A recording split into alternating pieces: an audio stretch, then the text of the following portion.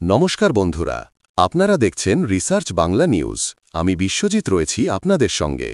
আজকের এই বিশেষ প্রতিবেদনে আমরা বিশ্লেষণ করব শীতকালীন অধিবেশন চলাকালীন রাজ্যসভা থেকে বিরোধীদের নজিরবিহীন ওয়াকআউট, নির্মলা সীতারামনের কুমিরের কান্না মন্তব্য এবং তার আড়ালে সবচেয়ে বড় অর্থনৈতিক সংকট ডলারের দাম ৯০ টাকা ২০ পয়সা ছুঁয়ে ফেলার বাস্তবতা।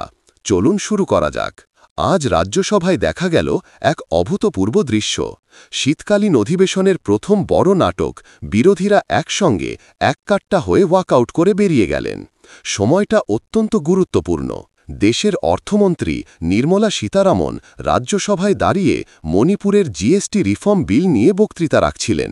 আর ঠিক সেই মুহূর্তেই বিরোধীরা বলেন, দেশের মানুষ এখন এসআইআর নিয়ে দিশেহারা, দেশ জুড়ে ১৮ জন বিএলও মারা গেছে, নির্বাচন ব্যবস্থার বিশ্বাসযোগ্যতা প্রশ্নের মুখে।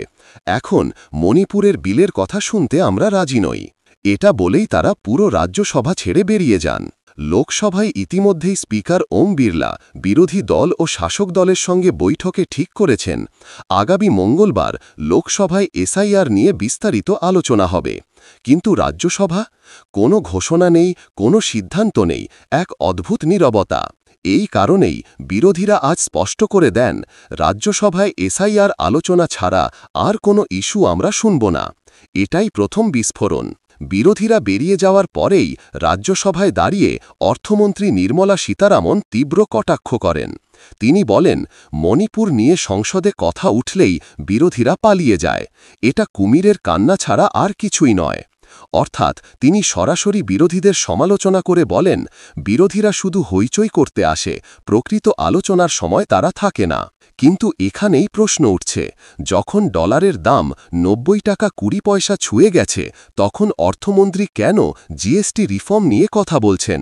সাধারণ মানুষের বাজার দর, আমদানি খরচ, বৈদেশিক বাণিজ্যের সংকট, এসব নিয়ে কেন সরকারের কোনো ব্যাখ্যা নেই? আজকের দিনে এক মার্কিন ডলারের দাম ৯০ টাকা ২০ টাকা। এটা শুধু একটা সংখ্যা নয়, এটা ভারতীয় অর্থনীতির জন্য বড়সড় সতর্কবার্তা। অর্থমন্ত্রী যেদিন সংসদে মণিপুর নিয়ে বক্তৃতা রাখছেন, সেই দিনই ভারতীয় মুদ্রার অবমূল্যায়ন ইতিহাসের নতুন নিচে পৌঁছে গেছে। এতে কি হচ্ছে? আমদানি খরচ আকাশছোঁয়া। ইলেকট্রনিক্স, গ্যাস, ফার্মাসিউটিক্যালস, ফার্টিলাইজার সব কিছুর দাম বাড়বে। আন্তর্জাতিক মার্কেটে ভারতীয় ব্যবসায়ীরা প্রতিযোগিতায় পিছিয়ে পড়ছেন। বিদেশি ঋণ শোধের চাপ বাড়ছে। মধ্যবিত্তের পকেট আরও চাপে। দীর্ঘদিন ধরে অর্থনীতিবিদরা সতর্কবার্তা দিচ্ছেন, রুপির অবমূল্যায়ন মানে দেশের আত্মমর্যাদার অবমূল্যায়ন। এটাও কোনো বিরোধী নেতার কথা নয়, এটা স্বয়ং নরেন্দ্র মোদীর ২০১৩ সালের বক্তৃতা। রাজ্যসভার ওয়াকআউটের পর তৃণমূল কংগ্রেসের সাংসদ সাগরিকা ঘোষ সরাসরি প্রশ্ন ছুড়ে দেন, রুপি ৯০ ছুঁল, ২০১৩ সালে যখন ৬০ ছিল, তখন গুজরাটের মুখ্যমন্ত্রী দেশকে অপমান বলেছিলেন। এখন কি তিনি ১০০ হওয়ার অপেক্ষায়? এটাই মূল প্রশ্ন। যখন বিরোধীরা একই কথা বলছে, তখন অর্থমন্ত্রী বলছেন সবই কুমিরের কান্না। ২০১৩ সালে নরেন্দ্র মোদী বলেছিলেন, ডলারের দাম বাড়া মানে দেশের মান সম্মান কমে যাওয়া। বাংলাদেশ, নেপাল, পাকিস্তানের মুদ্রা পড়ে না, ভারতের কেন পড়ে? সরকার ব্যর্থ। আজ ২০২৫ সালে যখন ৬৩ টাকা থেকে রুপি গিয়ে ৯০ ছুঁয়েছে, তখন কি বলা হবে? এই প্রশ্নেই সংসদে আগুন লাগে। রুপি পড়ার মানে শুধু আন্তর্জাতিক সংকট নয়, এটা আপনার আমার রান্নাঘরের সমস্যা। ১০ বছর আগে যেই টাকায় আপনি ৫ কেজি সবজি কিনতেন, আজ সেই টাকায় ২ কেজিও পাওয়া যায় না। সোনা, যেখানে এক সময় ১ লাখ টাকায় উল্লেখযোগ্য পরিমাণ সোনা কেনা যেত, আজ সেখানে সেই টাকায় সোনা প্রায় পাওয়া যায় না। অর্থনীতি কখনো আলাদা হয়ে থাকে না। ডলারের দাম বাড়লে বাজারে আগুন লাগে, এটাই বাস্তব। SIR, special identification reference. দেশ জুড়ে বিএলওরা আক্রান্ত, অনেকে মারা গেছেন। ভোটার লিস্ট সংশোধনে বিশৃঙ্খলা বাড়ছে। বিরোধীদের দাবি, এটা অ্যাডমিনিস্ট্রেটিভ ব্যর্থতা নয়, এটা গণতন্ত্রের সংকট। এখন এসআইআর নিয়ে ওয়াকআউট করলে তাকে কুমিরের কান্না বলা কি যুক্তিযুক্ত? নির্মলা সীতারামন আজ বিরোধীদের বললেন, এরা শুধু নাটক করে, সংসদ চালাতে চায় না।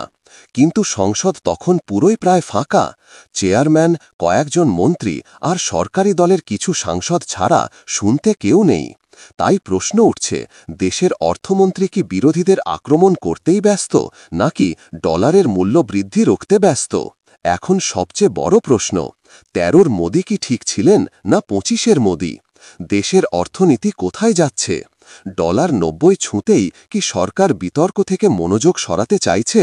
সংসদে বিরোধীদের ওয়াকআউট কি নতুন রাজনৈতিক ঝড় তৈরি করবে? জবাব দেবেন আপনারা কমেন্ট বক্সে। এবং আমাদের বিশ্লেষণ ভালো লাগলে রিসার্চ বাংলা নিউজ ইউটিউব চ্যানেলটিকে সাবস্ক্রাইব করে আমাদের পাশে থাকুন। ধন্যবাদ।